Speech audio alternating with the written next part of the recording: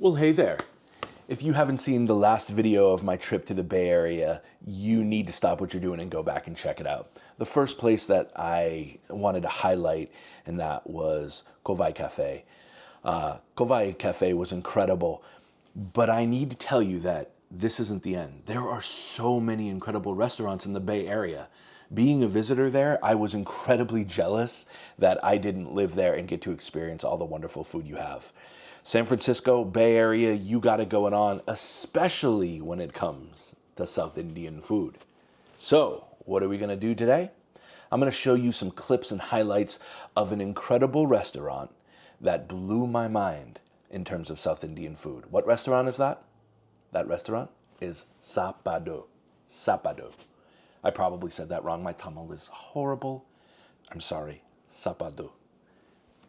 I get nervous when I say it. But today we're going to go there and meet the incredible people who are the heart and soul of this restaurant. We are going to talk about how they are pushing the cuisine on a whole different level, but honoring traditions. This food was an absolute mind-blowing experience. If you love South Indian food or you want to experience South Indian food, I'm telling you right now, it's worth booking a trip, flying all the way to the Bay Area just to experience this restaurant alone. It's that good. You ready? What are we waiting for? Chalo. So next stop, we are at Saapaaduu. Saapaaduu. My Tamil is awful, but Saapaaduu. This is a beautiful South Indian restaurant. I'm going to put all the information in the description and on this video. No dyes, no MSG, no seed oils. Really cool. There's some incredible stuff on here I've never seen before. And we are with Chef Rakesh and Chef Prabha. Chef Rakesh is the judge on MasterChef Tamil. So I'm going to learn so much today. Let's take you around this beautiful place. Are you ready for an amazing meal that'll inspire you? You better be. Chalo.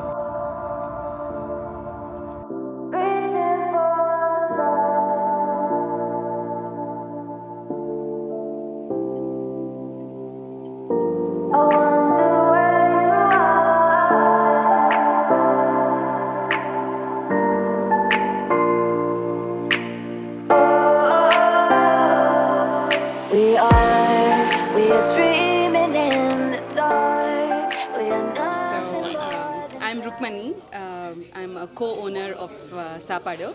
My business partner couldn't be here today. It's a 100% women-owned business. It's in Silver Creek Valley Road in San Jose, South San Jose, closer to the Evergreen area and the Blossom Valley, Santa Teresa area. Perfect. And so we started 8 months ago. Saapaaduu was launched in January this year. This is after a 3-year trial run with a cloud kitchen. I'm an engineer by profession, so I was in IT for around 20 years. Very passionate about food and nutrition, so I wanted to do something around food. Switched careers, tried a cloud kitchen model, and then we realized soon after the pandemic, we realized that a sit-down space is most important for people to actually experience the food fresh and hot off the griddle and everything. So this came about as a vision soon after we started the cloud kitchen. And finding the space, getting everything done, and making it cozy enough and comfortable enough for people was one of our main goals. We wanted to invest the time and energy into the space. They put in the effort on the type of food we serve and also how we serve it and everything else. So it's a little different from the regular Indian restaurant. We didn't want to do the run-of-the-mill menu. So you will find a few dishes that are very different that you will not find elsewhere, and we want to keep doing that. Indian food is so varied and vast, and I don't think we can even scratch a percentage of it, no matter how much we try. So this is our small attempt at scratching a little bit of Indian. So when I first started the cloud kitchen, right, I wanted to do something different that people will not eat at home. I thought people would, every day, whatever we cook at home, people will not fancy that, I thought. But once I started, I soon realized people really wanted comfort food. And they wanted something that they grew up with, and they wanted the same flavors, the same things, but with their current lifestyle and whatever, they're not able to do it on a daily basis. So then we wanted to do like a mix of comfort food and something that's different as well. So anytime they come in, like even if they were coming every day of the week, they'll have something different to try out here. So that was the main idea of starting with this kind of a menu. We do have weekend specials and we do have everyday specials, and even in the everyday specials, the items will be different. For example, our chatti chore, the poriyal, kootu, korambu, everything will be different every day. So chatti chore is like a modernized version of a thali. But it's a very rustic meal.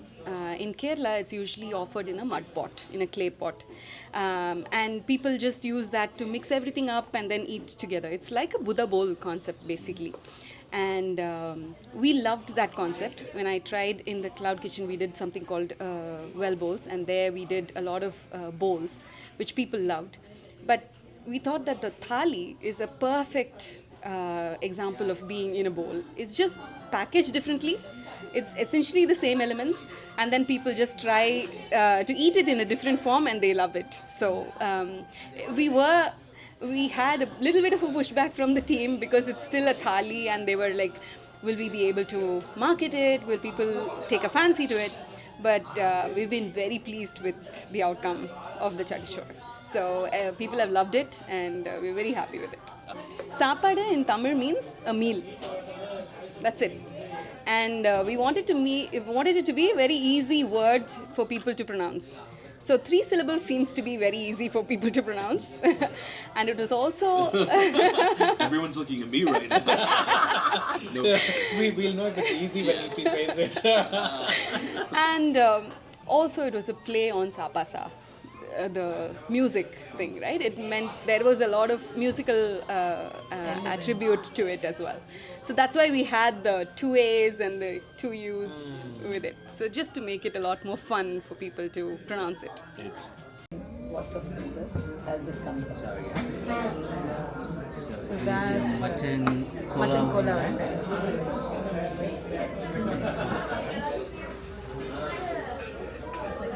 And that's your cauliflower money fry.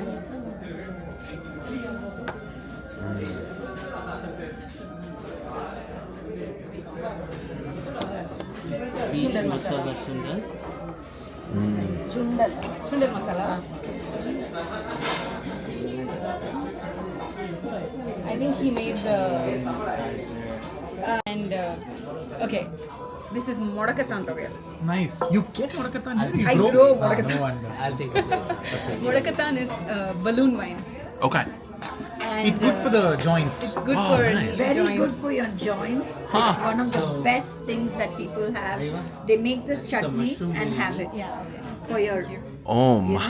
know? So when people I know got- this. Okay, when people Talabakati got biryani. You know, when people got chikungunya, this is what they had because it affected their joints. So they had this togaya. This is the quantity of rice is a lot. This is for one person? Yes. It's like mixed thing. It's a mixed thing. I Most know. of the people don't eat and finish it. Some people But say, here's the thing, but do you right? allow them to share? We do. We don't really mind. Beetroot, poriyal, thoran, avial, there's injipuli, there is parpu vada. I don't know what he's kept here. என்ன பண்ணிருக்காரு இதுல? நான் கேட்க மறந்துட்டேன். And there's some pickle, there's modakatan togel, there is more modaga, which is chili, deep fried chili, buttermilk soap, dried chilies and deep fried. And then we have the korambu, sambar, rasam, tair, and vendaka pachidi. This is like a raita, but a South Indian. So this is modakatan togel. Modakatan is balloon wine. Balloon wine. And togel is just, like I said, it's a concentrated version of a chutney. Usually with lentils, coconut, discarded portions of vegetables. And most of the times, right, people used to be very, very resourceful about whatever they bought. So if you're using a ridge gourd, the skin of the ridge gourd will be used in a togel, the fleshy part will get into the kootu. So That's how people were. Sustainable. Even ash corn. Yeah, we were Yeah, sustainable. I know. Right? For Olam, we use Olam ascord. used- Yeah, So, but the seeds were taken out. yeah. And if The it's seeded tender, part was taken out, and we would saute it with the lentils and put a little bit of tamarind and make a toge. No waste. No waste. No way Amazing. of wasting anything. so if it was Amazing. edible, it was eaten. That's about it. I feel like the West really needs to adopt these philosophies if we're ever going to exist Yeah, as a that's what. See, the species. thing is, we were sustainable even before sustainability was a thing. Yeah. And at a time when it was there, right, even a lot of Indians didn't feel so good about it. I mean, the people who grew up in poverty, they felt that they had to move away from it, and they started like eating, discarding, and then now we're seeing this generation coming back into the sustainable practices. Yeah. It's like we're going back to our grandparents' Way of living, right? Like, That's the pili parota. When you have Mr. Master Chef over here opening your... This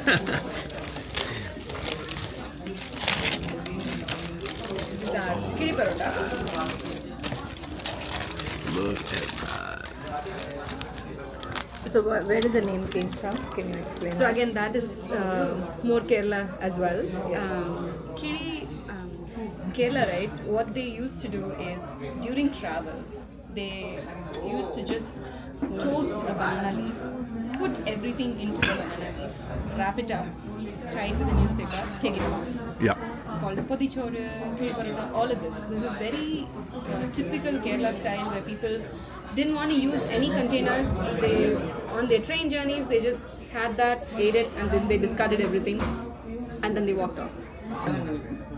Spicy எனக்கு spice problem இல்ல but I mean, he also eats spicy, so it's not a problem at all. I'm so full. Incredible meal. I'll probably break this down further after I sleep for a million hours. So, Saapaaduu was incredible. I wanted to come on here and talk about the experience in general to wrap the video up.